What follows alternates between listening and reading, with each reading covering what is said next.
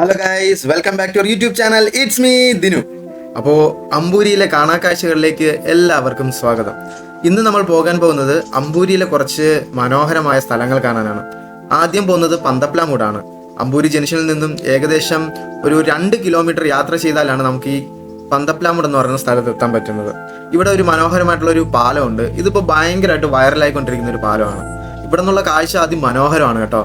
അതുപോലെ തന്നെ അവിടെ നിന്ന് അല്പം കൂടെ മുന്നോട്ട് പോയി കഴിഞ്ഞാൽ നമുക്ക് ഈ ഒരു ആറിന്റെ സൈഡിൽ കൂടെ തന്നെ നമുക്ക് കുറേ ദൂരം സഞ്ചരിക്കാൻ സാധിക്കും.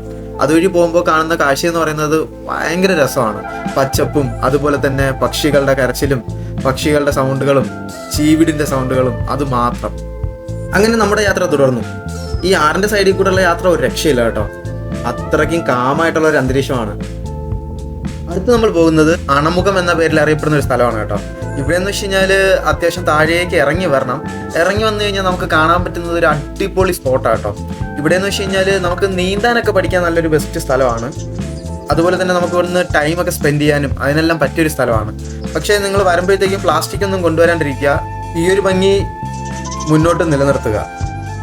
ഇവിടെ എന്ന് വെച്ച് കഴിഞ്ഞാൽ ഇപ്പം വെള്ളം കുറഞ്ഞ് കിടക്കുകയാണ്. മഴയൊക്കെ പെയ്ത് കഴിഞ്ഞാൽ നല്ല വെള്ളം ഉണ്ടാവും. ഈ വെള്ളം ഭയങ്കര തണുപ്പാണ് കേട്ടോ. അങ്ങനെ ആ ഒരു തണുപ്പ് ആസ്വദിക്കാൻ വേണ്ടിയിട്ട് കിരൺ വെള്ളത്തിൽ ചാടി നീന്തുന്നുണ്ട്.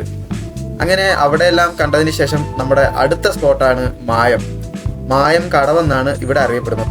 ഇവിടെയും കുറച്ച് ടൈം നമ്മൾ സ്പെൻഡ് ചെയ്ത ശേഷം നമ്മുടെ യാത്ര ഇന്നത്തേക്ക് നിർത്തി.